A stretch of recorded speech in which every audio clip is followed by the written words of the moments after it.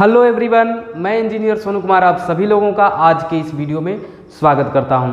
आज के इस वीडियो में हम लोग डिस्कस करने वाले हैं वैद्युत क्षेत्र, वैद्युत बल रेखाएं, वैद्युत क्षेत्र की तीव्रता और बिंदु आवेश के कारण वैद्युत क्षेत्र की तीव्रता।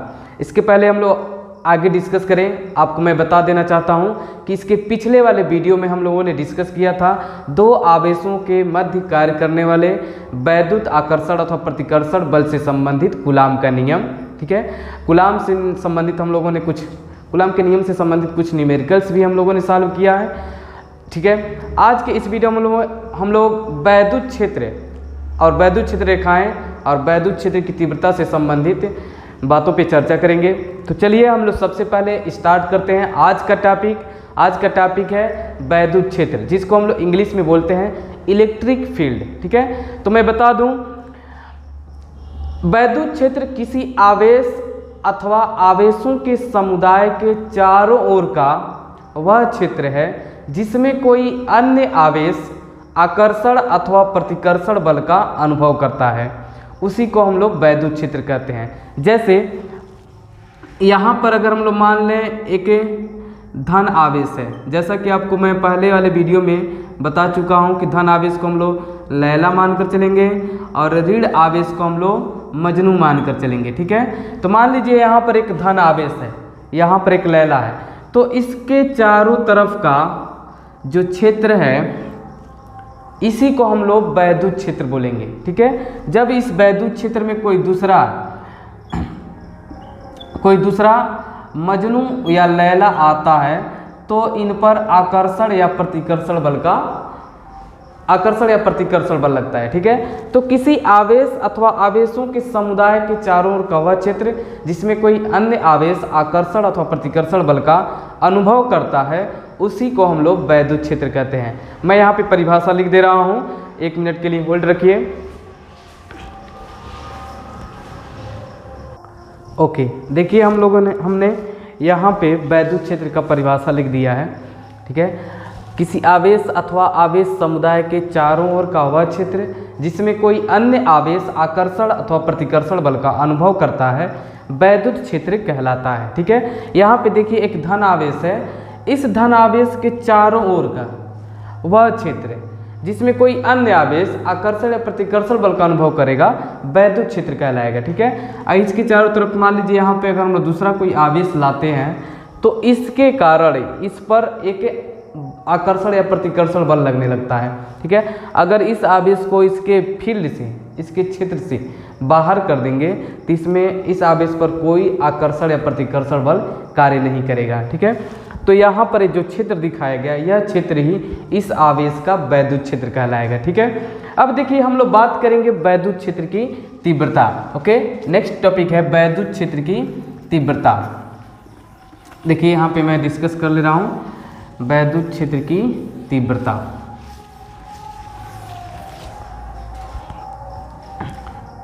नेक्स्ट टॉपिक हमारा है वैद्युत क्षेत्र की तीव्रता। इसको इंग्लिश में बोलते हैं हम लोग इंटेंसिटी ऑफ इलेक्ट्रिक फील्ड।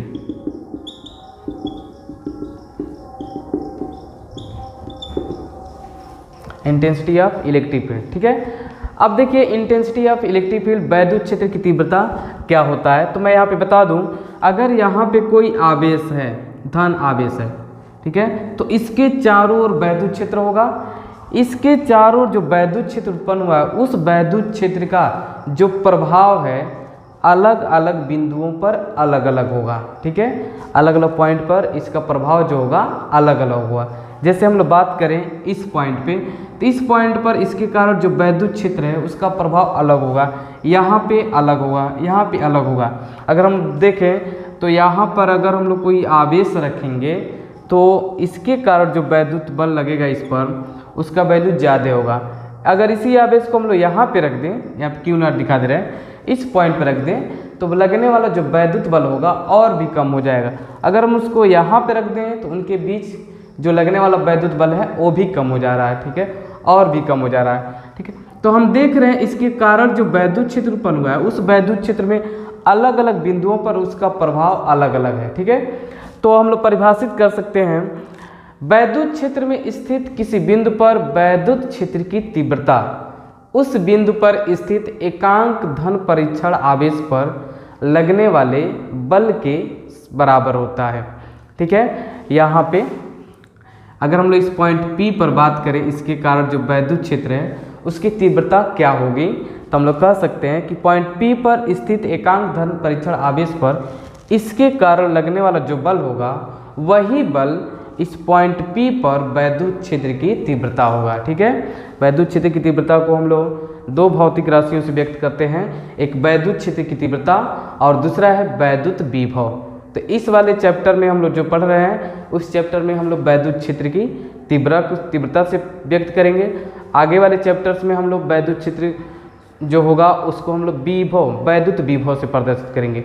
ठीक है, तो यहाँ पे देखिए मैं एक बार फिर से बता दे रहा हूँ, वैद्युत क्षेत्र में स्थित किसी बिंदु पर वैद्युत क्षेत्र की तीव्रता उस बिंदु पर स्थित एकांक धन परीक्षण आवेश पर लगने वाले वैद्युत बल के बराबर होती है। ठीक है, जैसे यहाँ पे मान लीजिए एकांक धन परीक्षण आवेश कितना है Q0, तो इस बिंदु P पर जो क्षेत्र की तीव्रता होगी, क्षेत्र की तीव्रता को हम लोग कैपिटल E से प्रदर्शित करते हैं, जो वैद्युत क्षेत्र की तीव्रता होगी इस बिंदु पर स्थित एकांक धन परीक्षण आवेश पर लगने वाले बल के बराबर होगी। ठीक है, अगर यहाँ पे आवेश का मान Q0 है और लगने वाला उस पर लगने वाला जो बल है F है, तो एकांक आवेश पर लगने वाला जो बल होगा F/Q0 होगा, और यही बल एकांक आवेश पर लगने वाला यही बल उस बिंदु पर वैद्युत क्षेत्र की तीव्रता के समान होगा। ठीक है, क्योंकि देखिए आपको पता है वैद्युत बल एक सदिश राशि है और आवेश एक अदिश राशि है। तो सदिश वाले चैप्टर में आप लोगों ने पढ़ा होगा कि जब किसी सदिश को हम लोग किसी अदिश राशि से भाग या गुणा करते हैं तो परिणामी भी एक सदिश राशि प्राप्त होती है। ठीक है, तो यहाँ पे वैद्युत बल आपको पता है सदिश राशि है और आवेश एक अदिश राशि है। तो जब सदिश को अदिश से हम लोग भाग देंगे तो परिणामी भी क्या होगा, एक सदिश राशि होगा। ठीक है, तो अगर हम लोग इस फार्मूले को सदिश रूप में लिखें, ठीक है, इसी फार्मूले को हम लोग किस रूप में लिखें, सदिश रूप में, तो हम लोग लिख सकते हैं E बराबर F/Q0, और जो दिशा बल की होगी वही दिशा किसकी हो जाएगी, वैद्युत क्षेत्र की हो जाएगी। ठीक है, अब देखिए वैद्युत क्षेत्र की तीव्रता एक सदिश राशि है। ठीक है, यहाँ पे हम इसके बारे में कुछ इंपॉर्टेंट पॉइंट लिख दे रहे हैं। वैद्युत क्षेत्र की तीव्रता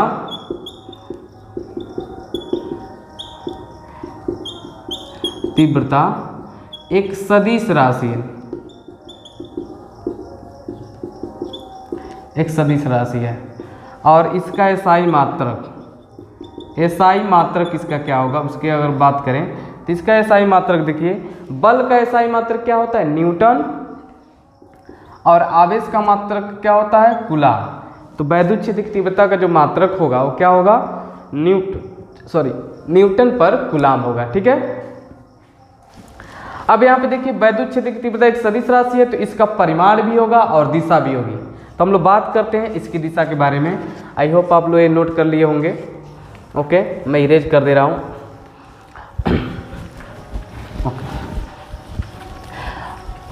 वैद्युत क्षेत्र की तीव्रता के बारे में लोग डिस्कस कर रहे हैं। वैद्युत क्षेत्र की तीव्रता क्या होती है, वैद्युत क्षेत्र में किसी बिंदु पर वैद्युत क्षेत्र की तीव्रता उस बिंदु पर स्थित एकांक धन परीक्षण आवेश पर लगने वाले वैद्युत बल के बराबर होती है।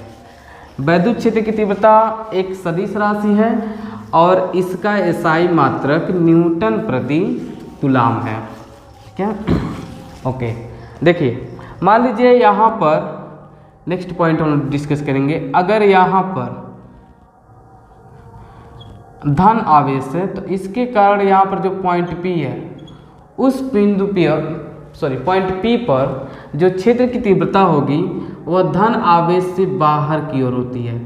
ठीक है, इस बिंदु से इस आवेश के कारण P पर जो क्षेत्र की तीव्रता होगी वह किधर होगी, बाहर की तरफ होगी। अगर यही आवेश ऋण आवेश है तो पॉइंट P पर जो क्षेत्र की दिशा होगी वह किधर होगी, अंदर की तरफ होगी। ठीक है, एक इम्पोर्टेंट पॉइंट है। तो ये हो गया वैद्युत क्षेत्र की तीव्रता।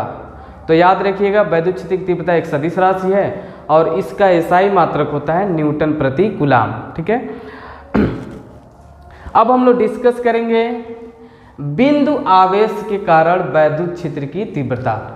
बिंदु आवेश के कारण वैद्युत क्षेत्र की तीव्रता। ठीक है, हम जानते हैं कि किसी भी आवेश के चारों ओर वैद्युत क्षेत्र उत्पन्न होता है। किसी भी आवेश के चारों ओर वैद्युत क्षेत्र उत्पन्न होता है और उस वैद्युत क्षेत्र में अलग अलग बिंदुओं पर उसकी तीव्रता क्या होती है, अलग अलग होती है। ठीक है, तो हमारा नेक्स्ट टॉपिक है बिंदु आवेश के कारण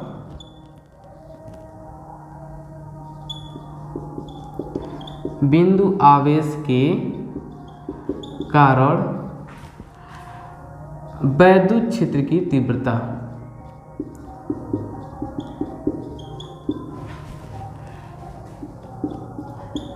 वैद्युत क्षेत्र की तीव्रता। ठीक है,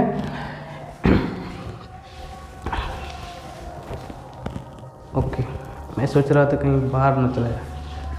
ओके, देखिए मान लीजिए यहाँ पर एक आवेश है जिसका वैल्यू है Q। ठीक है, ये धन आवेश है और इसका वैल्यू कितना है Q। तो इसके चारों ओर क्या होगा, वैद्युत क्षेत्र होगा। अब इस वैद्युत क्षेत्र में इस आवेश से r दूरी पर एक पॉइंट P है जहां पर वैद्युत क्षेत्र की तीव्रता हम लोगों को ज्ञात करनी है। तो आप जानते हैं इस बिंदु P पर एकांक धन परीक्षण आवेश पे जो लगने वाला बल होगा वही बल इस बिंदु P का वैद्युत क्षेत्र की तीव्रता कहलाएगा। ठीक है, तो हम लोग क्या करते हैं, इसके लिए इस पॉइंट पर एक एकांक धन परीक्षण आवेश Q0 रखते हैं। ठीक है, तो इस आवेश के कारण इस Q0 पर जो लगने वाला बल होगा वो कितना होगा, तो इसको हम लोग ज्ञात करेंगे कूलाम के नियम से। कूलाम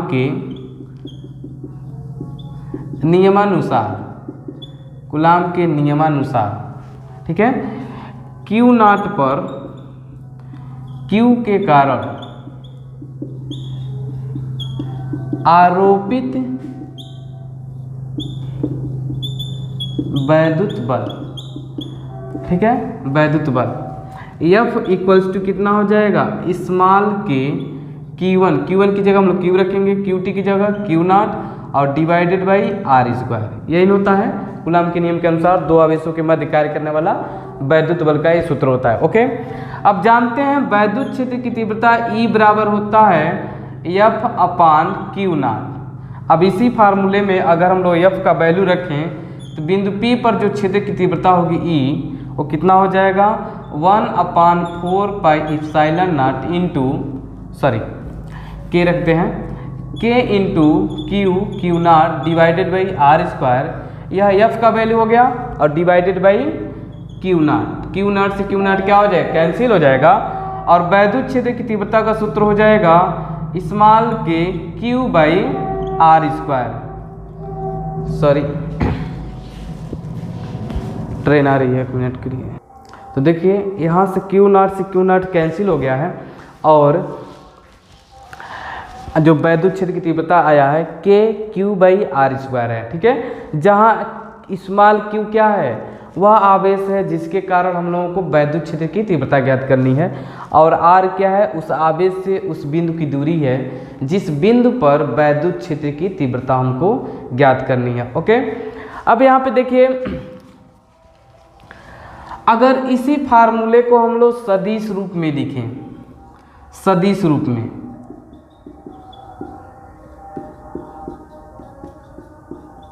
इस फार्मूले को अगर हम लोग सदिश रूप में लिखें तो मान लीजिए इस आवेश बिंदु P की तरफ जो सदिश है, स्थिति सदिश है, वह कितना है, r है, वेक्टर r। ठीक है, उस आवेश से बिंदु P की ओर, ठीक है, जो स्थिति सदिश हो कितना है, सदिश r है। ओके, तो अगर हम लोग ये धन आवेश है तो इस बिंदु पर जो क्षेत्र की दिशा होगी, क्षेत्र की तीव्रता जो होगी वह किधर होगी, धन आवेश से बाहर की तरफ होगी। तो अगर हम लोग इसको सदिश रूप में लिखें तो हम देख रहे हैं वैद्युत क्षेत्र की तीव्रता E की दिशा वही है जो इस सदिश R की है। ठीक है, तो अगर सदिश रूप में हम लोग लिखे तो हम लोग लिख सकते हैं E इक्वल्स टू स्मॉल के Q बाई R स्क्वायर, और R कैप की जो दिशा होगी वही दिशा इस वैद्युत क्षेत्र की तीव्रता की होगी। ओके, जहां R कैप क्या है, स्थिति सदिश R की दिशा में एकांक सदिश है, और आप जानते हैं R कैप बराबर हो जाएगा सदिश R divided by small r। अगर हम लोग वैल्यू रखेंगे तो सदिश E बराबर हो जाएगा स्मॉल के Q by R square into सदिश R डिवाइडेड बाई R, या लिख सकते हैं स्मॉल के Q बाई R क्यूब सदिश R। ये हो गया वैद्युत क्षेत्र की तीव्रता का सूत्र सदिश रूप में। ठीक है, ये सदिश रूप में वैद्युत क्षेत्र की तीव्रता का सूत्र हो गया। क्लियर है? अब देखिए, अगर यह धन आवेश है तो क्षेत्र की दिशा बाहर की तरफ होगी, अगर यह ऋण आवेश होगा तो क्षेत्र की दिशा किधर होगी, अंदर की तरफ होगी।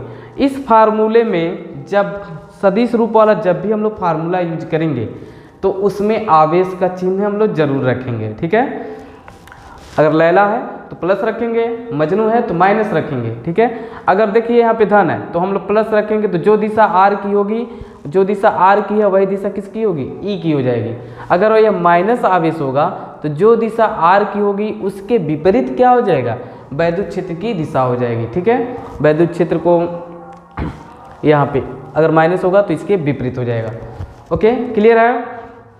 तो आई होप आप बिंदु आवेश के कारण वैद्युत क्षेत्र की तीव्रता आसानी से ज्ञात कर सकते हैं। ध्यान रखिएगा, वैद्युत क्षेत्र की तीव्रता एक सदिश राशि है और इसका SI मात्रक होता है न्यूटन प्रति कूलम। ओके, अब चलिए वैद्युत क्षेत्र की तीव्रता से संबंधित हम लोग कुछ न्यूमेरिकल से सॉल्व कर लेते हैं। ओके, इसमें मिटा दे रहा हूँ,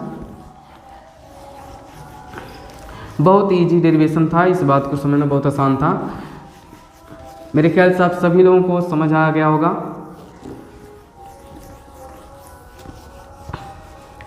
कोशिश कर रहा हूँ कि सब कुछ समझ में आता जाए, मैं अपनी पूरी कोशिश कर रहा हूँ आसान से आसान भाषा में आप लोगों को समझा सकूँ। ओके, देखिए मान लीजिए यहाँ पर एक समबाहु त्रिभुज है। आप लोगों को पता होगा समबाहु त्रिभुज क्या होता है। ये समबाहु त्रिभुज ABC है। ठीक है, इस समबाहु त्रिभुज के जो भुजा है वह कितनी है, 3 मीटर है।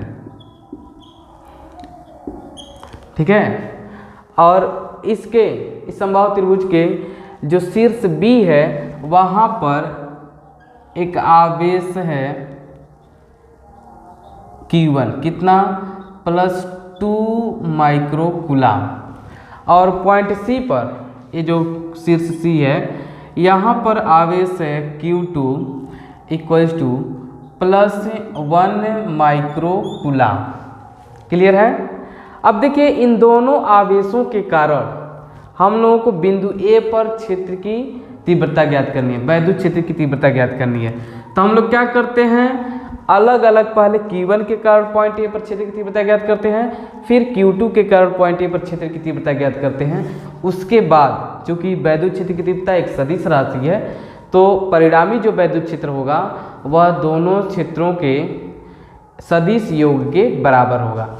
ठीक है, तो पहले हम लोग क्या ज्ञात कर, देखिए यहाँ पे Q1 है, धन आवेश है, तो इसके कारण पॉइंट A पर जो क्षेत्र की दिशा होगी वो किधर होगी, बाहर की तरफ होगी, इधर। इसको हम लोग कितना मान लेते हैं, E1।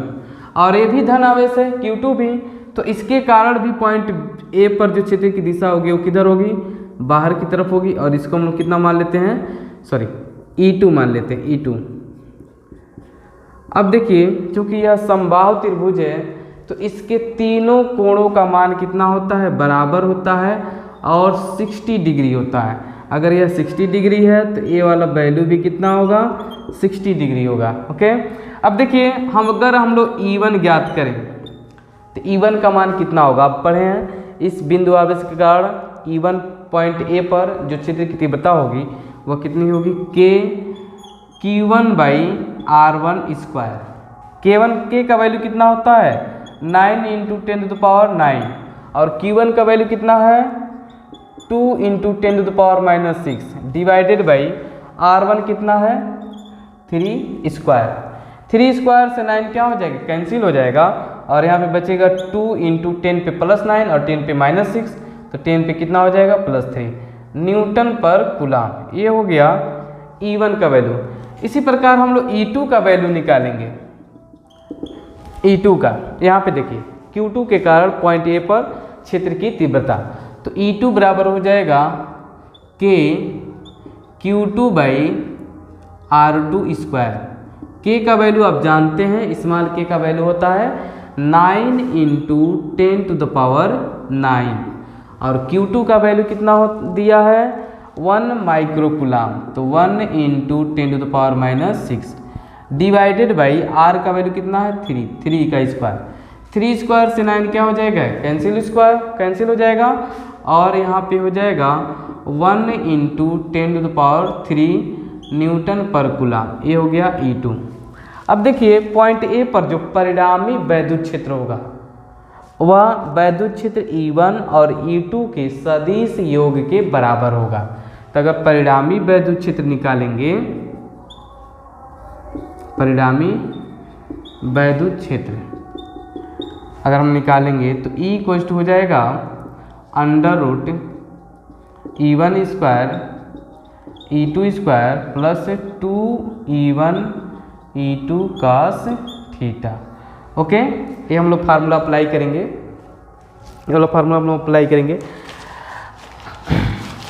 ओके, चलिए मैं और सिंप्लीफाई कर दे रहा हूँ। यहाँ पे ध्यान दीजिए E1 का वैल्यू कितना है 2 × 10⁻³ 2 × 10⁻³ टू द होल स्क्वायर। यहाँ पे दिया है E1 का वैल्यू है 2 × 10⁻³। ओके, प्लस E2 का वैल्यू कितना है 1 × 10⁻³ तो 1 × 10⁻³ to the whole square plus 2 E1 का वैल्यू है 2 × 10⁻³ E2 का वैल्यू कितना है 1 × 10⁻³ इंटू cos 60 डिग्री, और आप सभी जानते हैं cos 60 डिग्री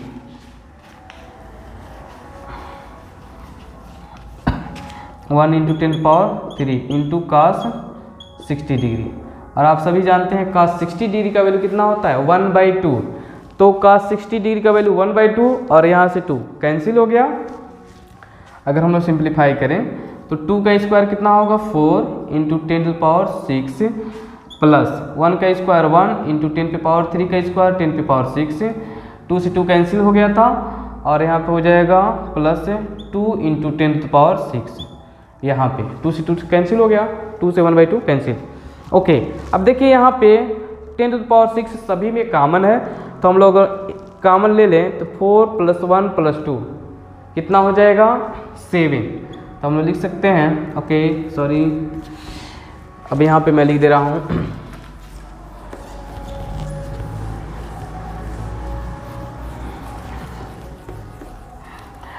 परिणामी वैद्युत क्षेत्र की तीव्रता निकाल रहे हैं। ओके, देखिए हो जाएगा E = हो जाएगा, हम लिख सकते हैं √7 × 10⁻6 4 + 1 + 2 7 हो जाएगा। ठीक है, 10⁻6 का 10⁻³ हो जाएगा और √7 हो जाएगा न्यूटन पर कूलम।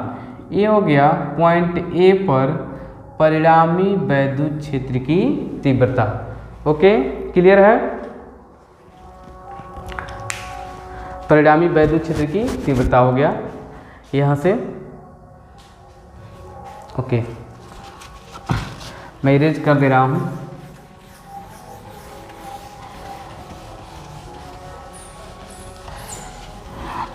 चलिए अब हम लोग बात करेंगे वैद्युत क्षेत्र रेखाओं की। वैद्युत क्षेत्र रेखाओं, वैद्युत क्षेत्र की तीव्रता और बिंदु आवेश के कारण वैद्युत क्षेत्र की तीव्रता हम लोगों ने डिस्कस कर लिया है। अब हम लोग पढ़ेंगे वैद्युत क्षेत्र रेखाएं। वैद्युत क्षेत्र रेखाएं,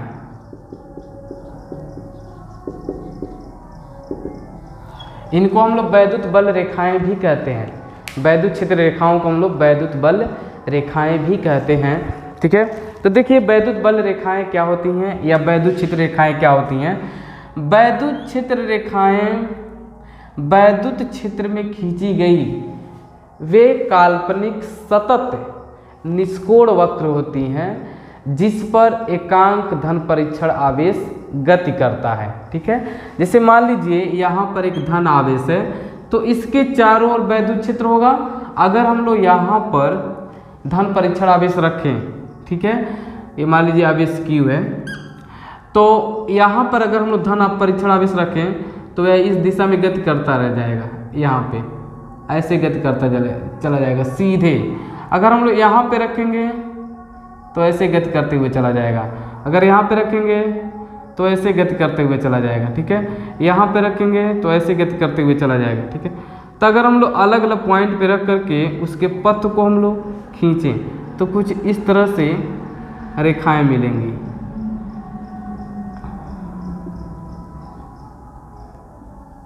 ठीक है, इस तरह से कुछ रेखाएं मिलेंगी। इन्हीं रेखाओं को ही हम लोग क्या बोलते हैं, वैद्युत क्षेत्र रेखाएं कहते हैं। अगर यहाँ पर हम लोग एकांक धन परीक्षण आवेश रख देते हैं इस किसी रेखा पर तो वह इसी रेखा के अनुदिश गति करने लगता है। तो इन रेखाओं को हम लोग क्या बोलते हैं, वैद्युत क्षेत्र रेखाएं अथवा वैद्युत बल रेखाएं। ये हो गई वैद्युत बल रेखाएं। ठीक है, ओके, देखिए ध्यान दीजिएगा, वैद्युत बल रेखाएं काल्पनिक रेखाएं हैं। ठीक है, वास्तविक रेखाएं नहीं होती हैं, लेकिन वैद्युत क्षेत्र जो होता है वह वास्तविक होता है, वैद्युत क्षेत्र काल्पनिक नहीं होता है। वैद्युत क्षेत्र रेखाएं केवल काल्पनिक होती हैं। ठीक है, अब देखिए अगर हम लोग यहाँ पे इस रेखा के किसी भी बिंदु पर हम लोग आवेश रखें तो वह इसी रेखा के अनुदिश, ठीक है, गति करने लगता है। अब देखिए वैद्युत क्षेत्र रेखाएं धन आवेश से निकलकर अनंत तक चली जाती हैं। अगर सिंगल धन आवेश है तो वैद्युत क्षेत्र रेखाएं धन आवेश से स्टार्ट होकर अनंत तक चली जाती हैं। ठीक है, यहाँ पे देखिए हम दिखा दे रहे हैं, यहाँ पे ये धन आवेश है तो धन आवेश के कारण वैद्युत क्षेत्र रेखाएं किधर होंगी, बाहर की तरफ होंगी, ऐसे होंगी हमेशा। अगर यहाँ पे किसी भी पॉइंट पर हम लोग धन परीक्षण आवेश रखेंगे तो वह इसी रेखा के अनुदिश गति करते हुए चला जाएगा। ओके, अगर मान लीजिए यहाँ पे ऋण आवेश है तो कहीं पर भी धन परीक्षण आवेश रखेंगे और वह ऋण आवेश की तरफ गति करते हुए चला आएगा। ठीक है, यहाँ पे हम बना दे रहे हैं ऐसे। अब यही क्षेत्र रेखाओं की दिशा किधर हो जाएगी, अंदर की तरफ हो जाएगी, क्योंकि धन परीक्षण आवेश जो होगा वह इसके किसी भी बिंदु पर रखेंगे तो वह ऋण आवेश की ओर गति करते हुए चला आएगा। ठीक है, तो यहाँ से हम कह सकते हैं जो क्षेत्र रेखाएं होती हैं वह धन आवेश से, एकल धन आवेश से स्टार्ट होकर के इनफाइनाइट तक चली जाती हैं, जबकि ऋण आवेश के कारण जो वैद्युत क्षेत्र रेखाएं होती हैं वह इनफाइनाइट से चल करके उस ऋण आवेश पर समाप्त हो जाती हैं। ओके, अगर एक धन आवेश और एक ऋण आवेश पास पास में स्थित हों, एक धन आवेश और एक ऋण आवेश पास पास में स्थित हों तो उनके बीच वैद्युत क्षेत्र रेखाएं कैसे हम लोग दिखाएंगे। तो यहाँ पे देखिए मैं बना दे रहा हूँ, मान लीजिए यहाँ पर एक धन आवेश है और एक यहाँ पर क्या है, ऋण आवेश है। ठीक है, तो वैद्युत क्षेत्र रेखाएं जो होंगी वो धन आवेश से स्टार्ट होकर के ऋण आवेश पर समाप्त हो जाएंगी ऐसे। यहाँ पे देखिए ऐसे क्षेत्र रेखाएं कुछ ऐसे हो जाएंगी।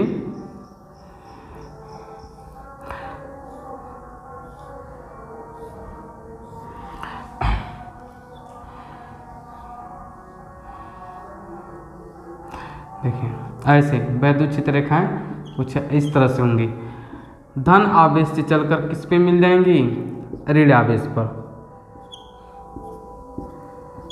देखिए ये धन आवेश का, यहाँ पे धन आवेश से जो रेखाएं स्टार्ट हो रही हैं और ऋण आवेश पे समाप्त हो जा रही हैं। तो अगर दो आवेश पास पास में स्थित होंगे, अगर एक धन आवेश है और एक ऋण आवेश पास पास स्थित है, तो जो वैद्युत क्षेत्र रेखाएं होंगी वह धन आवेश से चलकर ऋण आवेश पे समाप्त हो जाएंगी।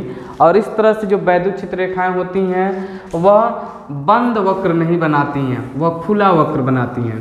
ठीक है, वैद्युत क्षेत्र रेखाएं कभी भी बंद वक्र नहीं बनाती हैं।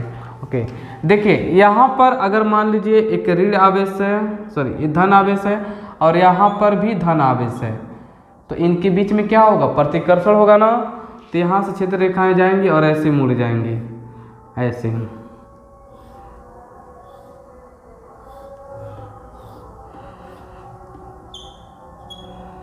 ऐसे। यहाँ से भी ऐसे क्षेत्र रेखाएं निकलेंगी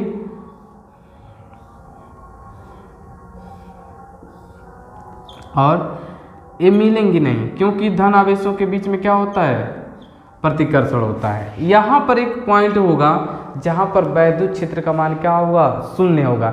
इस पॉइंट को हम लोग न्यूट्रल पॉइंट बोलेंगे, उदासीन बिंदु बोलेंगे। ठीक है, अब देखिए यहाँ पे वैद्युत क्षेत्र रेखाएं क्या कर रही है, प्रतिकर्षित कर रही हैं। अगर मान लीजिए एक आवेशित चालक राड है, ठीक है, एक समान रूप से आवेशित चालक छड़ है, तो इसके कारण जो वैद्युत क्षेत्र रेखाएं होंगी वह इस छड़ के लंबवत इस तरह से निकलती जाएंगी, ऐसे वैद्युत क्षेत्र रेखाएं ऐसे निकलेंगी चारों तरफ इस छड़ के चारों तरफ ऐसी क्षेत्र रेखाएं होंगी। ठीक है, ध्यान दीजिएगा, क्षेत्र रेखाएं काल्पनिक रेखाएं हैं। ठीक है, अगर मान लीजिए दो प्लेट हैं, एक धन आवेशित है और एक ऋण आवेशित है, तो इनके कारण जो वैद्युत क्षेत्र रेखाएं होंगी वह कैसे होंगी। देखिए यहाँ पे वैद्युत क्षेत्र रेखाएं प्लस से चलकर कहाँ पे समाप्त हो जाएंगी, माइनस पे समाप्त हो जाएंगी, ऐसे।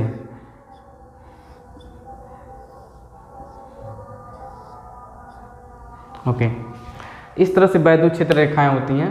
तो यहाँ पे हमने देखा जो वैद्युत क्षेत्र रेखाएं होती हैं वह काल्पनिक होती हैं और सतत होती हैं, निष्कोण वक्र होती हैं। ठीक है, ये क्षेत्र रेखाएं एकल धन आवेश से स्टार्ट होकर के अनंत पर समाप्त होती हैं और अनंत से चल करके एकल ऋण आवेश पर समाप्त हो जाती हैं। ओके, अगर एक धन आवेश और एक ऋण आवेश पास पास रखे गए हैं तो क्षेत्र रेखाएं धन आवेश से स्टार्ट होकर के ऋण आवेश पे समाप्त हो जाती हैं। ठीक है, अगर दो आवेश समान प्रकृति के आवेश स्थित हैं, जैसे यहाँ पे दिखाया गया है धन आवेश और धन आवेश, तो क्षेत्र रेखाएं एक दूसरे पे समाप्त नहीं होंगी। ठीक है, यहाँ से क्षेत्र रेखाएं क्या हो जा रही है, मुड़ जा रही है, इनके बीच में क्या हो रहा है, प्रतिकर्षण हो रहा है। अगर एक छड़ है, एक समान रूप से आवेशित एक छड़ है, तो वहाँ पर जो क्षेत्र रेखाएं होंगी उस छड़ से चारों तरफ होंगी, ऐसे जो छड़ के लंबवत होंगी। ठीक है, और यहाँ पर है एक धन आवेशित प्लेट है और एक ऋण आवेशित प्लेट है, तो दोनों प्लेटों के बीच जो वैद्युत क्षेत्र होगा वह कैसा होगा। तो यहाँ पे देखिए क्षेत्र रेखाएं जो है धन आवेश से चलकर ऋण आवेश पे समाप्त हो जा रही हैं। ओके, अब देखिए वैद्युत क्षेत्र रेखाओं से संबंधित कुछ महत्वपूर्ण पॉइंट्स भी हैं, बहुत इंपॉर्टेंट पॉइंट्स हैं, जैसे 1 बाय 1 करके यह कह सकते हैं वैद्युत क्षेत्र रेखाओं के कुछ गुण भी हैं। वैद्युत क्षेत्र रेखाओं के गुण,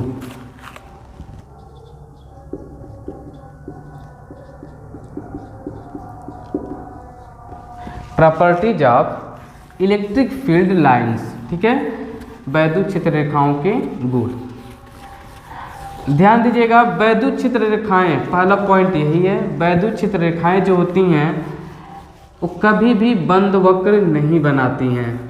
ठीक है, कभी वो बंद वक्र नहीं बनाती हैं, जबकि चुंबकीय क्षेत्र रेखाओं के बारे में हम पढ़े होंगे, चुंबकीय क्षेत्र रेखाएं बंद वक्र बनाती हैं, लेकिन वैद्युत क्षेत्र रेखाएं बंद वक्र नहीं बनाती हैं। ठीक है, वैद्युत क्षेत्र रेखाएं जो होती हैं वह आवेशित चालक की सतह के लंबवत निकलती हैं।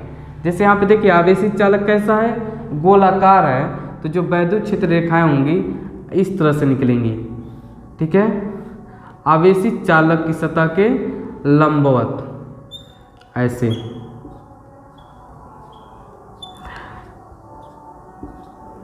देखिए यहाँ पे हमेशा यहाँ पे देखें तो यहाँ पे सतह के लंबवत है, हर एक पॉइंट पे जो क्षेत्र रेखाएं वो सतह के लंबवत हैं। भले ही ये क्षेत्र रेखाएं बाद में जाकर मुड़ जाए, लेकिन जब भी यह आवेश से बाहर की तरफ निकलेंगी तो हमेशा आवेशित वस्तु की सतह के लंबवत निकलेंगी या लंबवत आकर के मिलेंगी।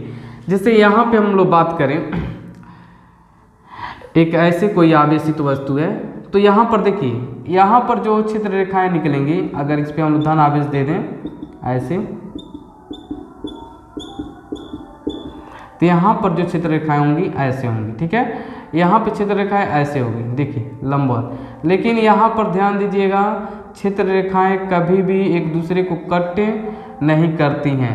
क्षेत्र रेखाएं कभी भी एक दूसरे को कट नहीं करती हैं, ठीक है, एक दूसरे को इंटरसेक्ट नहीं करती हैं, प्रतिच्छेदित नहीं करती हैं, ठीक है, ये बात ध्यान रखिएगा। और हमेशा आवेशित वस्तु की सतह के लंबवत होती हैं, आवेशित वस्तु की सतह के लंबवत, यानी कि कोई भी क्षेत्र रेखा इस तरह से नहीं, जैसे मान लीजिए यहाँ पर एक आवेशित छड़ है, एक आवेशित छड़ है, तो हमेशा क्षेत्र रेखाएं ऐसे निकलेंगी, ठीक है, कोई भी क्षेत्र रेखा इस तरह से नहीं निकलेगी, ठीक है। और दूसरी बात, क्षेत्र रेखाएं एक दूसरे को कभी नहीं काटती हैं, ठीक है, क्षेत्र रेखाएं एक दूसरे को कभी नहीं काटती हैं, क्योंकि कटान बिंदु पर हम लोग दो स्पर्श रेखाएं खींच सकते हैं जो एक ही बिंदु पर वैद्युत क्षेत्र की दो दिशाएं प्रदर्शित करेंगी, जो कि संभव नहीं होता है, ओके। दूसरी बात, जो वैद्युत क्षेत्र रेखाएं होती हैं वो कभी भी बंद वक्र नहीं बनाती हैं, ठीक है। वैद्युत क्षेत्र रेखाएं हमेशा लंबाई में सिकुड़ने का प्रयास करती हैं, सिकुड़ने का, इसलिए विपरीत आवेशों में क्या होता है, आकर्षण होता है। जबकि वैद्युत, दूसरा पॉइंट है, जब वैद्युत क्षेत्र रेखाएं जो होती हैं वह लंबाई में फैलने का प्रयास करती हैं, इसीलिए समान आवेशों के मध्य क्या होता है, प्रतिकर्षण होता है, ठीक है। तो आज के इस वीडियो में हम लोगों ने डिस्कस किया वैद्युत क्षेत्र क्या होता है, वैद्युत क्षेत्र की तीव्रता क्या होती है, बिंदु आवेश के कारण वैद्युत क्षेत्र का सूत्र क्या होता है, और वैद्युत क्षेत्र रेखाएं और उनके गुण, ठीक है। तो इन बातों को आप ध्यान रखिएगा। उम्मीद करता हूं कि आपको यह वीडियो अच्छा लगा होगा, इन्फॉर्मेटिव रहा होगा, ठीक है। आज की वीडियो में बस इतना ही। इस वीडियो को देखने के लिए आप सभी लोगों का बहुत बहुत धन्यवाद। जय हिंद।